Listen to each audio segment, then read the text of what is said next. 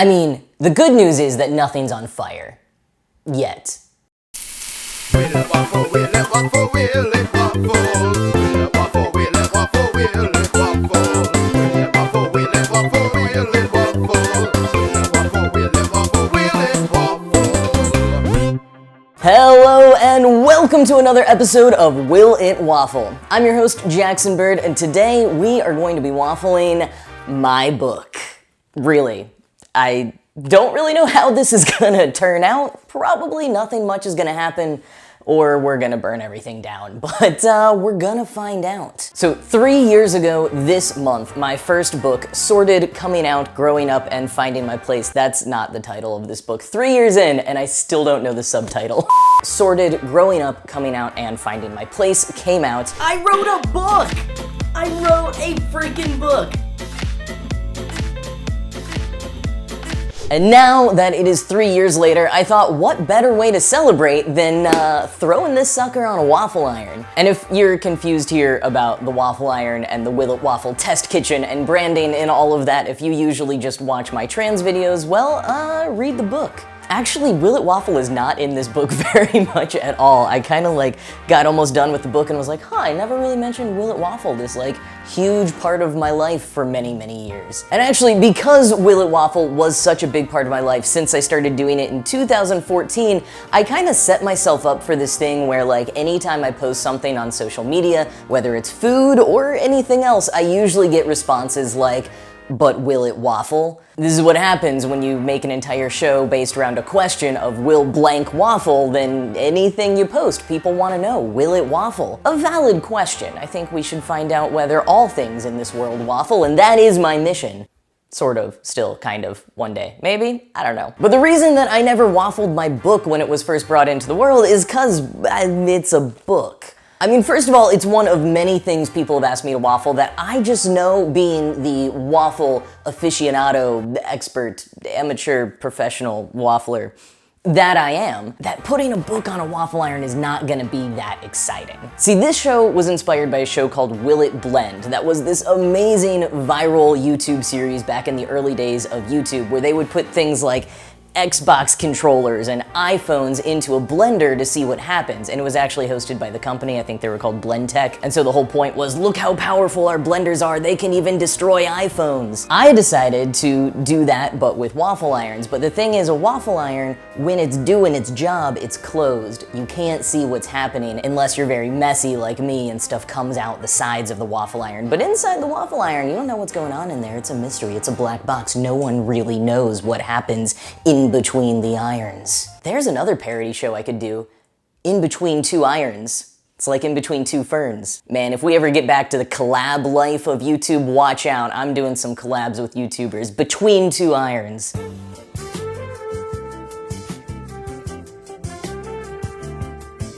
Anyways, so you don't really know what's happening in between the irons. That's not that exciting. And a waffle iron doesn't really destroy things like a blender does. It just wraps them in a nice warm hug and then gives them little syrup holders, no matter what they are, whether you'd want to put syrup in them or not. It makes them look better. A waffle iron is love. But as we all know from how popular things like true crime and horror are, love doesn't really sell. It's not that exciting to watch. Over the years, I have intentionally tried to choose things that I knew were going to be messy and exciting to watch to waffle. And so this book, I don't think it's gonna hit the mark, but you know what? I have been wrong so many times on this show. Now, the other concern, of course, is safety.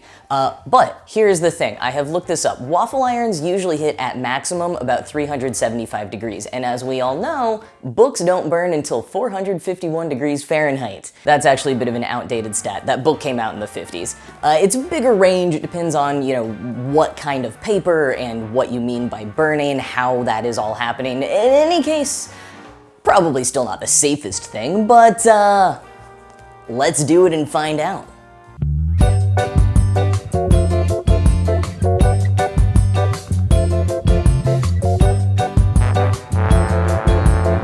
Just bringing this a little bit closer by. Already got some ooze coming out the back. I had forgotten that this is kind of this waffle iron's first outing. So the last episode of Will It Waffle, I had to get a brand new waffle iron. I waffled Skittles for a YouTube Pride video, and it was a mess. And so for the first time in 8 years, well, second time in 8 years, I had to really buy a new waffle iron. I got this one, and I have used it on a live show, on my big Christmas extravaganza spectacular live show that I did last year.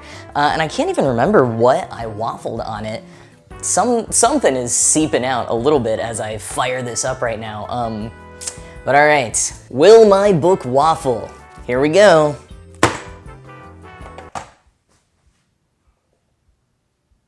I told you it wouldn't be that exciting.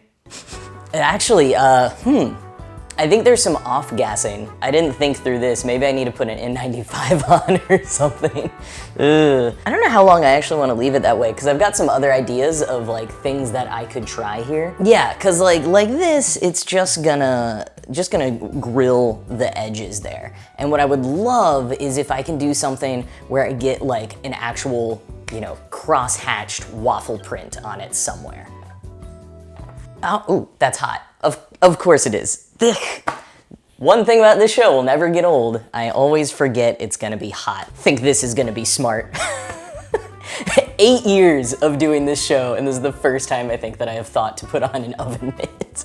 You can't really see, because I only had it on for like 2 seconds, but it was actually doing a little bit of something. So I think what I would like to do, ooh, actually, you see that? I don't know if it'll show up on camera yet, but maybe it was some of the leftover oil or something, but there are definitely some grill marks on the back.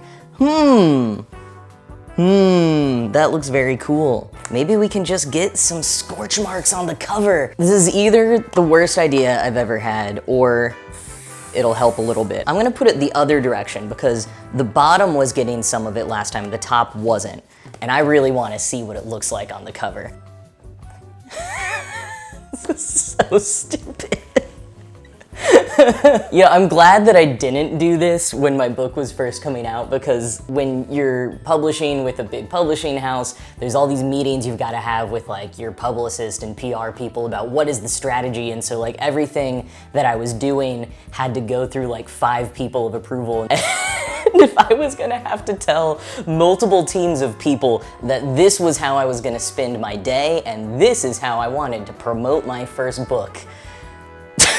You know, since I didn't put Will It Waffle into the actual story of the book that much, I'm glad that now the waffle has taken over the book. You know, Will It Waffle, not in the book too much, but now it is around the book. Yeah, I'm wondering how much I should be worried about the smell of kind of the chemicals that is definitely coming off here. I did read a little bit about that, and I had like a moment of worry of like, is that a thing I should be concerned about? And then I just kept going. I mean, the good news is that nothing's on fire. Yet. It is starting to get a little like wavy and warped from the heat and the moisture. I don't have a recipe book for it. Oh man, okay, yeah, the fumes. Those are something. I don't really have a recipe book for how long I should leave this on for. I think I might explore. Look at this, forethought. 8 years in, published author. I have forethought now, sometimes. Not forethought enough to clean off this oven mitt before putting it on YouTube, but wow, that's gross. Will my book waffle? Okay, we got a little bit on that side. Let's see. Oh, okay, it's kind of wet, but it totally, I mean, it looks like waffle marks. It's wet from the oil. I wonder how I can like freeze it so that it dries with this cool shape, because this is what the cover should have looked like all along. Oh my gosh, I'm in love with it. I love it. And you know, the fact that this cover, designed by the amazing Sarah Smith, has kind of like eraser marks and stuff, like it's meant to look like it's kind of just a piece of notebook paper that's been weathered and you know, you've left on your desk for a while. Well, if I left a piece of notebook paper on my desk for a while, it might indeed get waffle marks on it. It really just aesthetically really works with the cover. Ugh, now I want to do like a second edition of the book with the waffle marks added. I'd be into that. I'm in love with how this looks. Ugh, it's beautiful. And the waffling did actually go through onto some of the other pages as well, just a bit. Oh, it's kind of fun. You know, I had thought about trying some other ways to waffle this book, but honestly, I love how this turned out so well, I might just leave it at this, because I don't want to destroy this anymore. Like, I do have some extra copies, obviously, but I kind of want to keep those to, you know, give to good causes, and we'll let this be the one waffled copy. I absolutely love it. The pages are all kind of warped, like maybe you had it in your backpack when you got caught in a rainstorm or something. A rainstorm of waffles, ugh, imagine. And personally, I love that. I love a weathered and well-worn, well-loved book. I know that not everyone agrees with that. Book lovers are very much in two camps about, like, should you ever even write in a book? You know, like, should you keep books in the most pristine quality ever and condition ever? And then those of us who are just like, destroy books in a good way. Like, you know, because I want to write in books all over. I like exchanging books with other people after we've annotated them to read each other's notes. I don't know, a book that is kind of like softer around the edges because you've read it so much and you've kept it with you so much. I think that's a beautiful thing. So, all that to say, I know some people watching this video might have really been cringing at the destruction of a book, both for the whole reason of there are some people who just like to keep books in their best condition ever, and because destroying a book is a very loaded thing, particularly right now as we are seeing a higher rate of book bans occurring across the United States than has ever happened since authorities like PEN America and the American Library Association started tracking book bans. Now, those are mostly bans and challenges, but there have been, I've seen at least some news articles of people burning books again and destroying books in other ways. So the destruction of books right now is a particularly sensitive topic. What I want to say with that with regards to Will It Waffle is I always think of waffling as loving. It's not destroying, it's adding a little extra love to whatever it is you're putting on the waffle iron. I mean, I am even more in love with my book cover than I already was. To me, this was a good amount of fun, and of course I wouldn't have waffled someone else's book. This was all my book that I wrote and decided to do. But what I will say is that the intentional destruction of books or the banning of books so that people cannot read them is very serious, and it is a growing problem right now. So what I will just say is when people are banning books, when they are challenging books, when they are in whatever way destroying or saying you should not read a book, it's probably an indication that you should really be reading that book.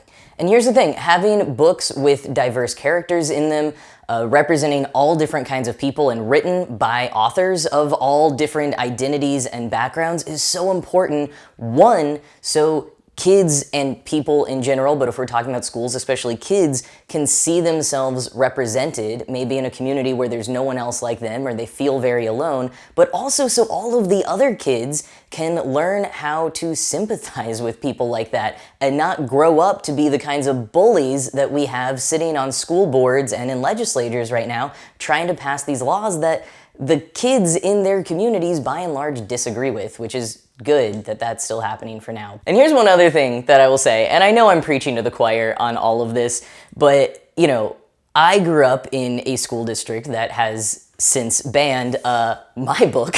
I talk about going to my high school reunion in this book, and now the high school that I went to the reunion of that is mentioned by name in this book would ban this book. This book would not be allowed in the library at that high school anymore. Anyways, when I went to that high school, I was a total book nerd. I was literally on the literary criticism team. I won awards for English class. Like, I read a lot of books in that library, in our classes, in our public library, where I also volunteered over summers. And in all of those books that I read in the school library and in the classrooms, any of the books I had access to, you know how many books I found where I saw myself represented?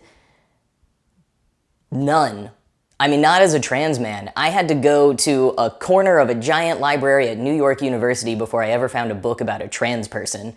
But even just as a queer person, even books about gay people were like not in any of the libraries that I had access to. I think there was like one David Levithan book that I used to try to hide when I read it in between like a big comic book at Barnes & Noble, but it certainly wasn't in the school library.